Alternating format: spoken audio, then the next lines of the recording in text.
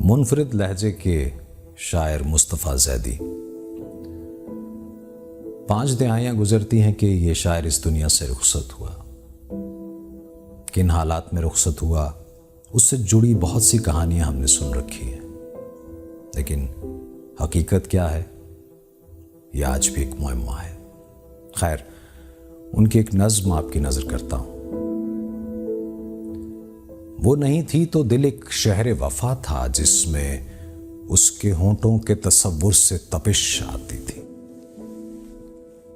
उसके इनकार पे भी फूल खिले रहते थे, उसके अनफास से भी शम्मा जली जाती थी। दिन इस उम्मीद पे कटता था कि दिन ढलते ही उसने कुछ देर को मिल लेने की मोहलत दी है।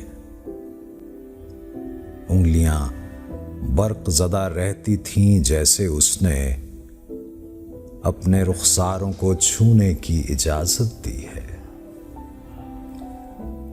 उससे एक लम्हा अलग रह के जुनून होता था। जी में थी उसको ना पाएंगे तो मर जाएंगे। वो नहीं है तो ये बेनूर जमाना क्या है। तीरगी में किसे ढूंढेंगे, किधर जाएंगे। फिर हुआ ये कि इसी आग की ऐसी रौ में हम तो जलते थे, मगर उसका नशेमन भी जला। बिजलियां जिसकी कनीजों में रहा करती थीं, देखने वालों ने देखा कि वो खरमन भी जला। एक जुलेखाए खुद आगाह का